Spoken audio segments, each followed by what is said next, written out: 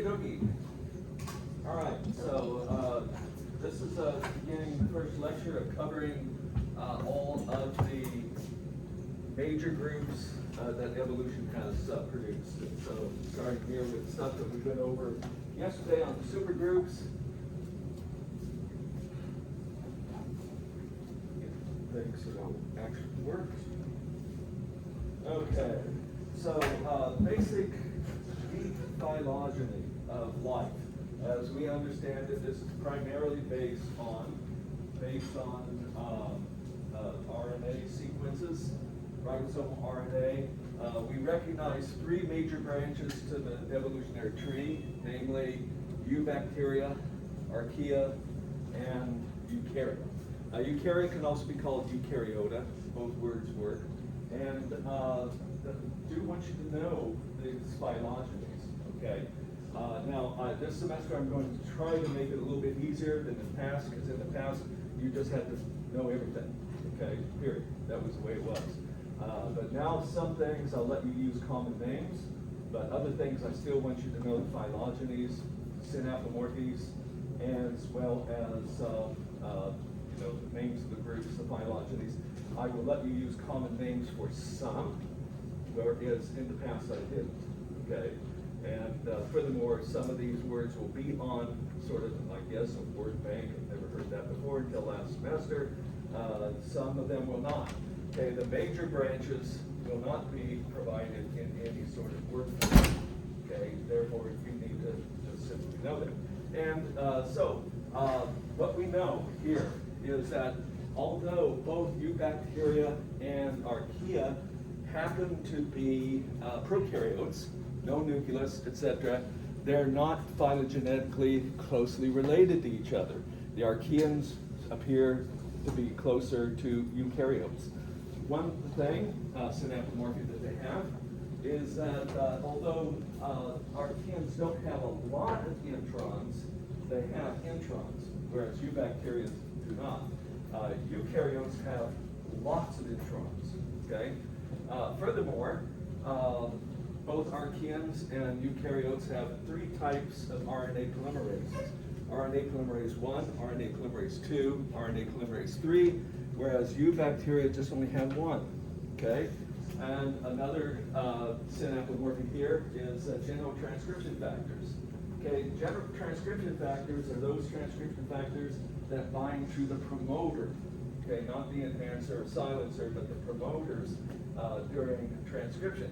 And they have a lot of similarities between archaeans and eukaryotes that are different than eubacteria, all right? And so these are just some of the synapomorphies that indicate a closer phylogenetic relationship between archaea and eukarya. But also there are synapomorphies for archaea, okay, to indicate that they are a monophyletic group. Namely, that they have some unique types of lipids in their plasma, in their cell membranes, okay? If you remember the structure of biological membranes that we covered last semester, we have phospholipid bilayers, okay, where we have glycerol with phosphate and two fatty acid chains that are linear, okay, carbon, carbon, carbon. They may be unsaturated so that they're kinked, but in archaeans, these fatty acids are branched, okay, we have branches to them. Furthermore, some of these fatty acids, two phospholipids on opposite sides of the membrane, that they have fatty acid chains that connect all the way across to both. And so that's something unique. Also, cell wall composition. They do have cell walls, but the material out of which they're composed is not peptidoglycan. It's something unique to the archaeans, all right? So this indicates monophyletic. There's a lot of synapomorphies for eukarya, okay? And I'm going to put them up here instead of on the, I would put them down on the branches right here.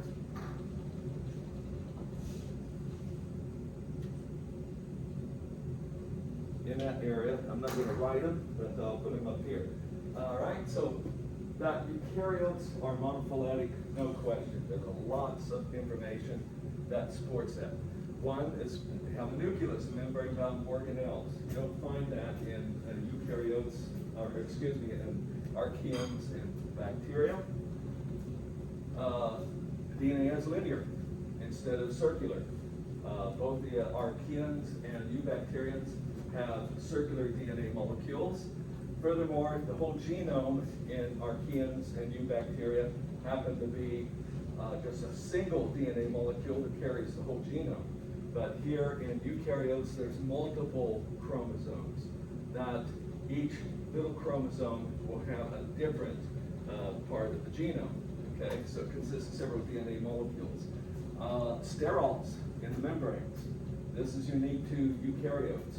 Okay, so like cholesterol, ergosterol, and a few other types of sterols happen to be part of the membrane structure. That's unique. Extensive cytoskeleton. Some bacteria and even some archaeans have a little bit of cytoskeletal structures, proteins that give a little bit of scaffolding inside, but nothing like what you have with eukaryotes. So all the microtubules and microfilaments and intermediate fibers that make up the cytoskeleton, that is very definitely a eukaryotic synaptomorphy. And there's others that we could add to this, okay, but we'll leave it at this. That's probably enough. Usually on an exam, I would only ask you to know 2, okay, for any particular group. Okay, now, it used to be back in the night, well, go back further, Linnaeus, he divided all of life into just 2 kingdoms. Everything was plant or animal. Actually, he had 3, plant, animal, minerals, but they sort of figured out early on that minerals weren't alive. Okay, so they get away with that. But there were plants and animals. Everything was a plant and animal until up into the 1960s, scientists realized, hey, this is really, really artificial, because life is a lot more complicated than that, and we have all these little single-cell things that are running around that only resemble an animal in the fact that they don't have a cell wall and they're heterotrophic, and that's all the similarity there is. And some things sort of resemble plants because they're photosynthetic and had a cell wall. However, that was so trivial. So in the 1960s, there was actually eukaryotes were divided into 4 kingdoms.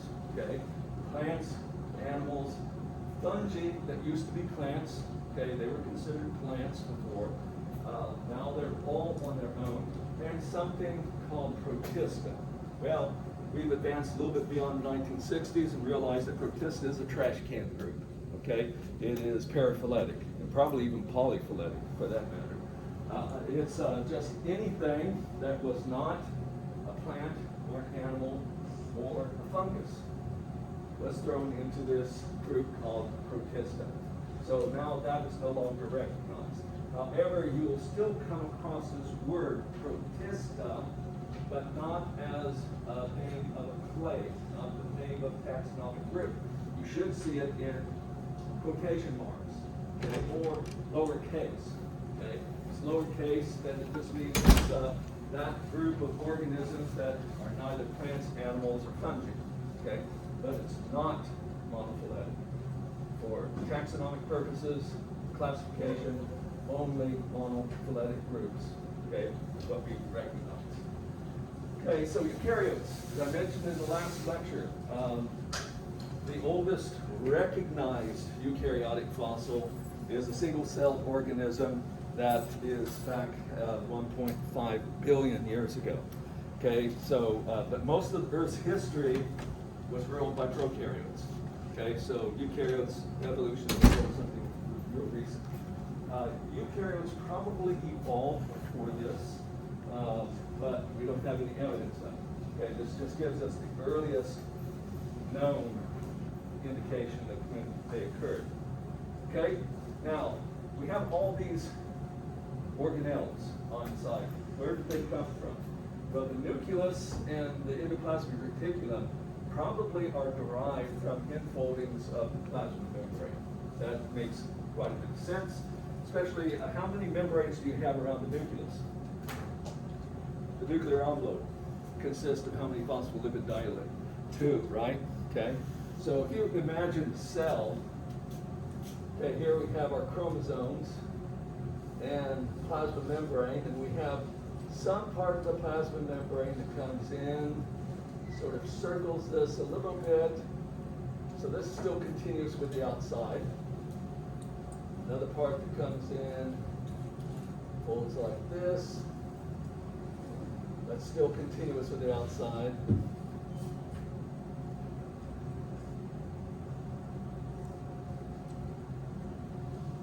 Something like that, okay? This is still continuous with the outside, but once we get these broken off and joined together,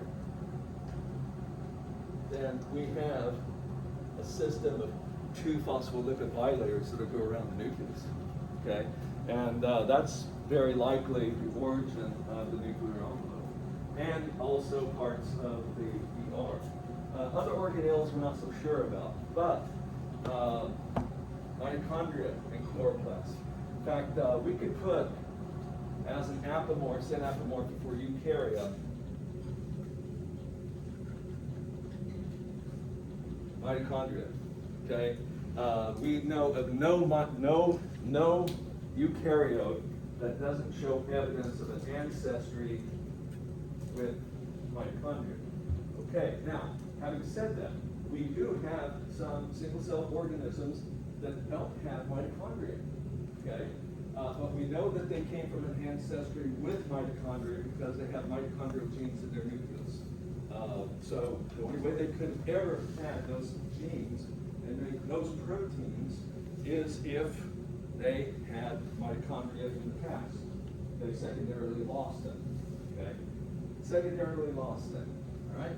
So where did these come from? Mitochondria, chloroplasts. We went over the endosymbiotic theory last semester. Let me just review it again here.